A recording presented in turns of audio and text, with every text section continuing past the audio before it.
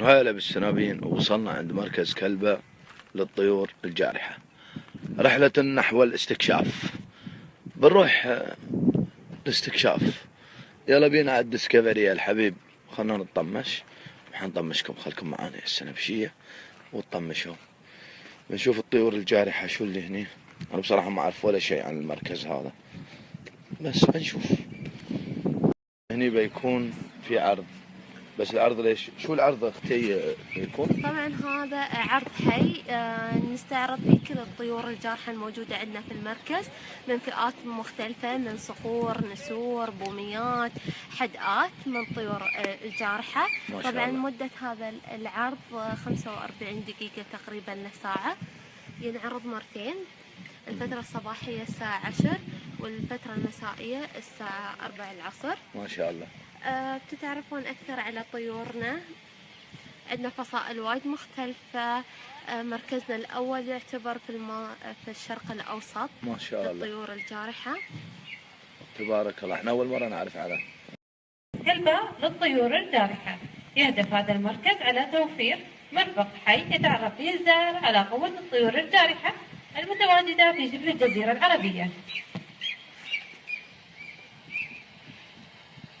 مركز جميل. يأمل المركز بعروضه الحية أن يقدم شريحة واسعة من أنواع الطيور الجارحة، وأن يسلط الضوء على هذا المشهد التاريخي العريق بأهمية الجوارح بنوعيها المقيم والمهاجر. لسلامتكم يرجى عدم الوقوف على المنصة وعدم إصدار أصوات كالنداء والصفير وعدم الأكل والشرب. البوميات يسمى هذا الطائر البومة البيضاء. سبحان الله، يتبروحها هنا شيء جميل صراحة. البومة البيضاء طائر ينشط ليلا، صغير الحجم، أبيض اللون، يغطي ريشه اللون البني. تمتلك حاسة سمع قوية بسبب امتلاكها أذن علوية وأذن سفلية تمكنها من سماع صوت فريستها بوضوح. يا سلام. رأس مستدير ووجه على شكل قلب، يعمل على تجميع الأصوات ويزيد من قدرة السمع لديها. وتعد طائر ثرثار بسبب فصيلة البازيات، ويسمى هذا الطائر باز سويد الساق. سمي بهذا الاسم نسبة لطول ساقه، ينتمي إلى فصيلة البازيات الجارحة، ويسمى سابقا بالصقر الجراح.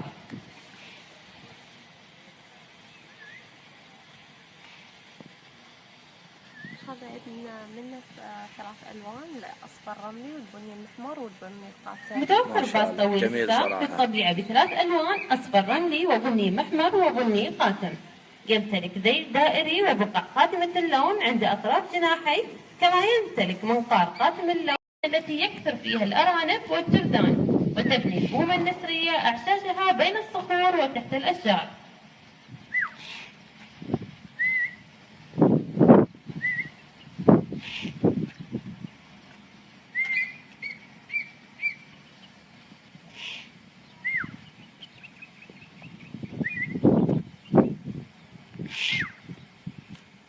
تضع البومة النسرية من بيضة إلى بيضتين، ويعتمد تكاثرها على توفر الطعام.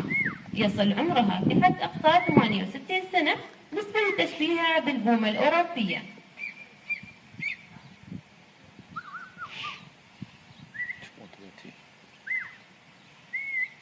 البومة صعب تربطها خديت. إفراق أمها في العيش وكأنها مهجورة ومهملة، ولكن في الحقيقة تلقى الكثير من الاهتمام. ويوجد فرق بين الذكر والأنثى، فالذكر أغمق من لون الأنثى. والآن تنتقل إلى فصيلة الصقريات، ويسمى هذا الطائر بالشاهين. تشوفون شيء الشاهين. يا سلام. الشاهين كلمة فارسية المعنى وتعني الميزان، فالشاهين لا يتحمل الجوع الشديد أو الشبع، فهو طائر سريع الغضب والنفور. يعتبر متين البنان، سريع الطيران، ينقض على فريسته على شكل الدمع. يسمى سابقا بالصقر الجوال، وعند أهل الجزيرة بالشهانة، وعند الأمريكيين بباز البط. والثدييات والحشرات، ويفضل العيش في النتوءات الصخرية والجروف الجبلية. يتزاوج الشاهين مدى الحياة.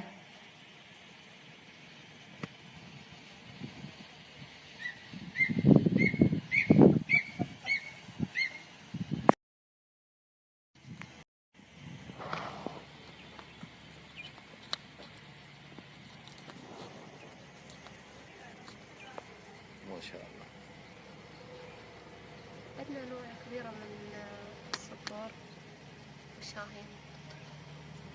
في انواع ثانية يعني؟ عندنا الحار. ما شاء الله. بعد شو عندكم؟ عندنا الشويهين اللي يكون أصغر من الشاهين. عندنا أنواع يعني على حسب يعني أماكن تواجدهن.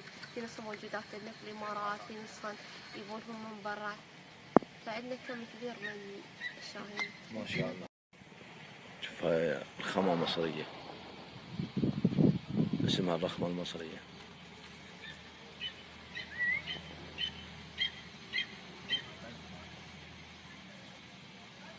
طبعا هاي كانت تتواجد بكثرة يعني في مصر. فالناس ببالهم معتقدات قديمة انها هي كانت الرخمة المصرية تنتمي أيوة. إلى عائلة الرخمية ويصل يعني عمرها مصر كحد بالذات أقصى كانوا 7 لكسر بيض النعام وتأكل ما بداخله.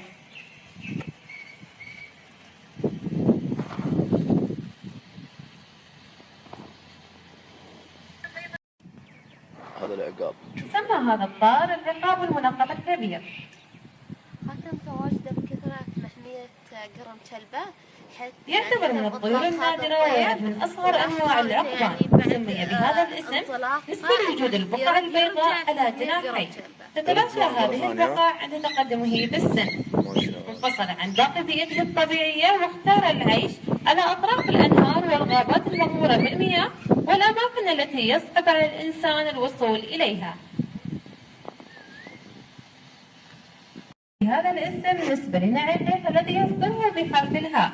يسمى سابقا بهوك متوفر بالطبيعة بلونين عادي شكله غبي والله.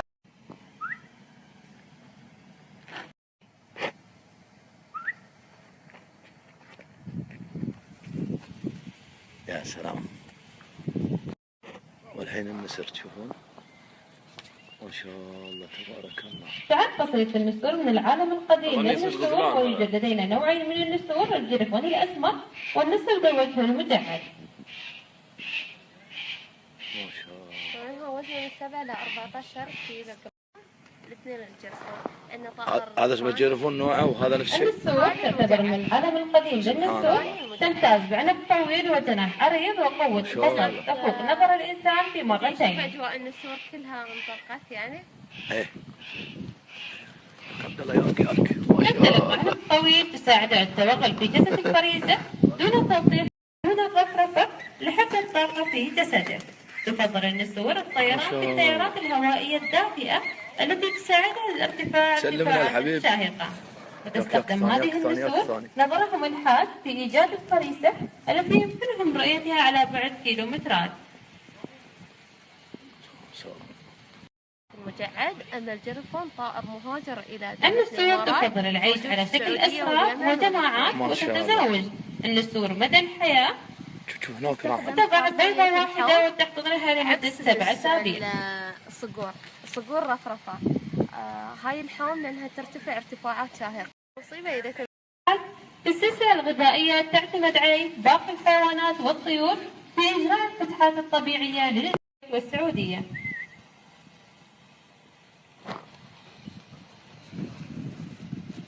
ما شاء الله.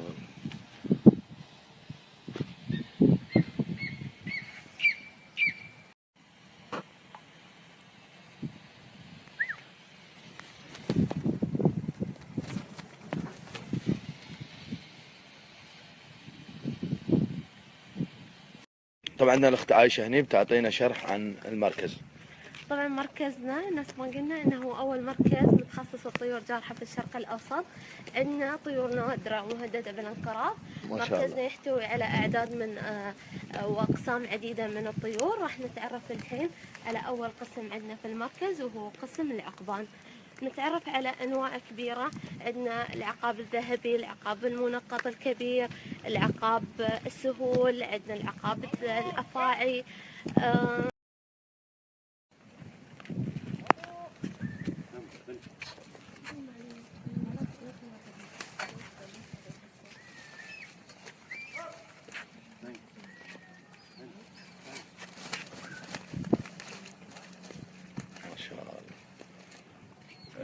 هذا عقاب السهول أو السهوب أو البادية.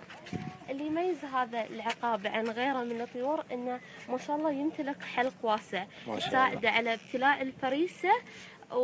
يعني اذا اعطيناه مثلا مثال عطيناه طير طير ما بتشوفه يقطعه ويمزغه على حساب ياكله، بيبلع على الطير طول. على طول. فمع الريش والوبر وعقب يعني يستفرغ هذه بعد ما عرفنا عليه من اسمه المنقط بسبب وجود النقط البيضاء على جناحه تتلاشى عند تقدمه بالعمر. هذا الطير انفصل عن باقي بيئته الطبيعية حيث اختار العيش على أطراف الأنهار والغابات المغمورة بالمياه والأماكن التي يصعب الإنسان الوصول إليها. طائر موجود في شرق شبه الجزيرة العربية، يصل عمره كحد أقصى 25 سنة وكحد أدنى من 8 ل 10 سنوات. ما شاء الله. إذا موجود الرعاية يعني ما نحط الأشياء السلبية إنه لو ما شاء الله طيور كثيرة تكاثرت عندنا، تكون تكاثرها أول مرة في الإمارات بعد.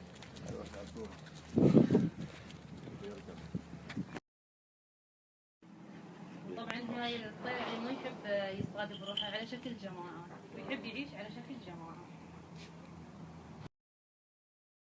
هني طبعا المطبخ الخاص للطيور، شلون يسوون وجباتهم. ما شاء الله. عندهم مطبخ بعد؟ ها مطبخهم الخاص. الحين يطبخون شي تسوي لهم برياني وهذا ولا عادي بس شي؟ الفيران وهذا هذا فيران. ايش رايك انت عاد تبغى نسوي لهم برياني؟ ما ادري اتخبر تسوي لهم تطبخون لهم ولا لا. المطاعم وين تجيبون؟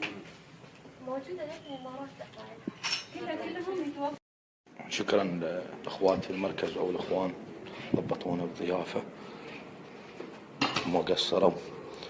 بخبركم عن المركز بعد شويه. وهكذا خلصنا من مركز كلبة للطيور الجارحة. طبعا العرض عندهم يوميا الساعة 10 والساعة 4 المساء ما عدا يوم الاثنين إجازة. الحين بنروح مركز الحفية بنشوفه وخلكم معانا وتطمشوا. سامحونا صح احنا بنكثر سنابات بس بنطمشكم.